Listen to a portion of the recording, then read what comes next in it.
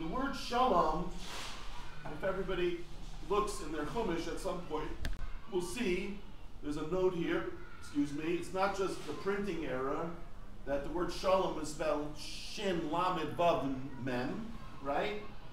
The vav in shalom is what's called katia, like broken, crippled almost. Katua is like a person whose leg is like crippled. And so you, instead of having a pure vav that goes from all the way up here all the way down to here, a straight line, it goes down a touch, then there's a gap, then there's another. It's in the beginning of Parshas Pinchas. It's in Perik Kaf Hey, which is interesting because that's the beginning of the word Kohen. And it's Pasik Yud Beis. L'chein amor hinani nosein lo as brisi shalom. I'm giving Pinchas brisi shalom. But shalom is katua. Shalom is katia. It's broken. It's crippled. What's going on over there?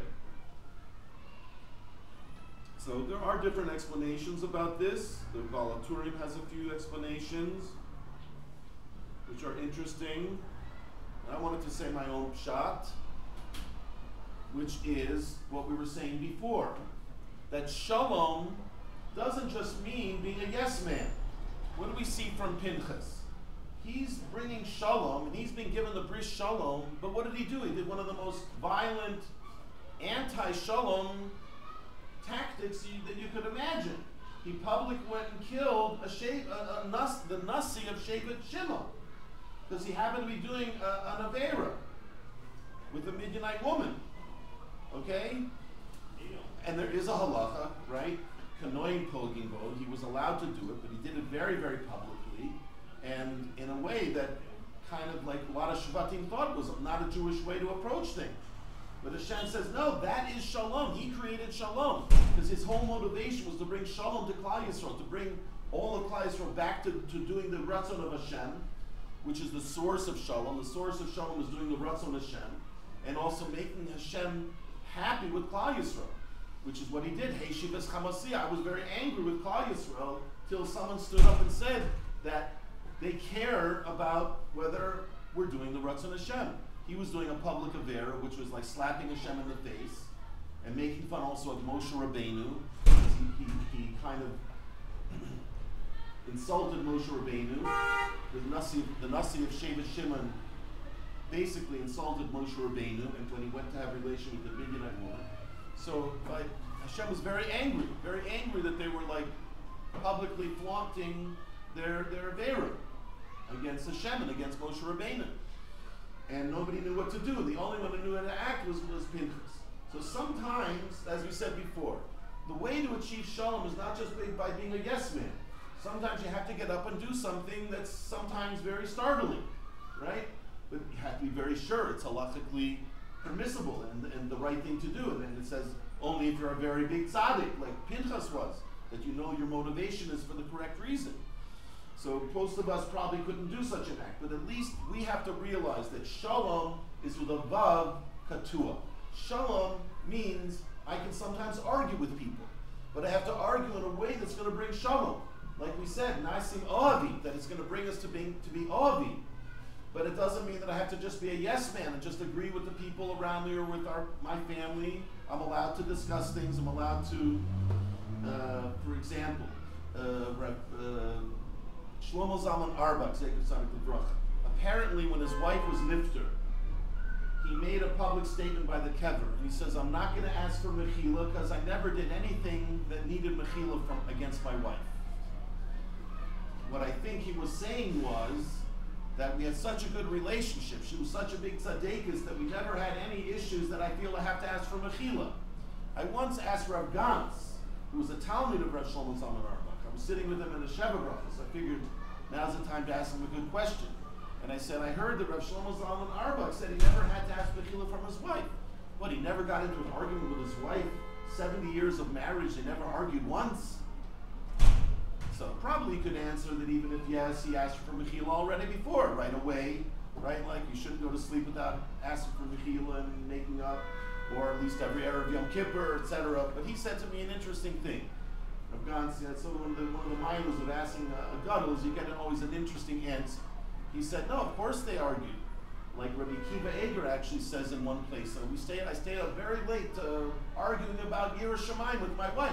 You can have different views and discuss it and come to a higher level of understanding with your wife.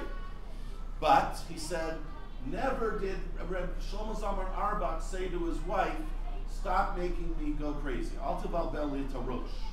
Right? Stop mixing me up. Stop driving me crazy. Right? In other words, you can get into an argument, but how do you argue? You argue like a Jew, or you argue like Chas v'Shalom, not the Jewish way. Right? And the only way to know is if Nasim Ovi, if you became Oavim through that. And therefore, that's why I said I don't have to ask her for Mechila, because I know every time we'd argue in the Torah way. I presented my view, she presented her view, I thought about it, we weighed it out, we talked it out, maybe we had an argument, but I never felt like we were Oivi, right? Even if we're presenting different views, we were Nasim Oavi. So therefore, there's no need to ask for Mechila. That was Rav Ganz's approach. So that's what I believe the Vav Ketuah is showing. There's a break in the Vav. A Jewish Shalom is not necessarily just being a yes man, right? Like Rav Noach Weinberg made fun of that guy, the famous story when the guy said, he was not Jewish, he wanted to show his religion's better. So he said, okay, then it says, if I ask you for something you're supposed to give me, so give me your wallet. He gave him his wallet. Give me your pants, give me your shirt. Made the guy a few times, the guy had to leave his office naked, right? Because what was Rav Noach trying to show him? Your approach to being a shalom, and shalom is the wrong approach. You end up being a stupid idiot, walking around naked, right? But the Jewish approach is shalom with a vav ketuah, right? You have to make shalom, but with a vav ketuah, you have to do it with seichel. If someone's doing something wrong, like Pinchas, you have to talk to them and show them. Maybe even sometimes do an action to right a wrong. But it has to be with the intention to make shalom, with the intention to be nasim oyavi. And I just wanted to end off with one last thought. It says, "V'hai solo," and it shall be for him bris kuhunas olam. He became a Kohen. He wasn't originally a Kohen, Pinchas. He became a Kohen. Now, if you read the words the way I'm reading the words, he gave him a bris of shalom, and then it says, "And that will be to him bris kuhunas olam." The shalom made him a Kohen.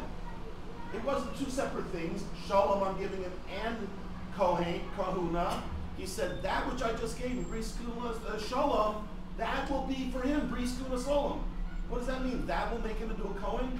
Yes, because a Kohen, really, if you think about it, that's his whole job, is to make shalom between Klal Yisrael and Avinu Sheba Shamayim.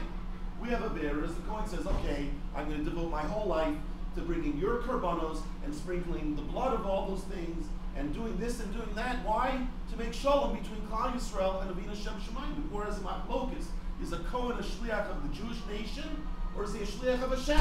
And there's two different views, and in a sense, they're both right. Hashem sent the Kohen to do a job, but really we're setting the Kohanim to bring our korbanos. What's the answer? That's what he is. He's right in the middle to make shalom between Klal Yisrael and Hashem. So bris kuhunas olam is brisi shalom.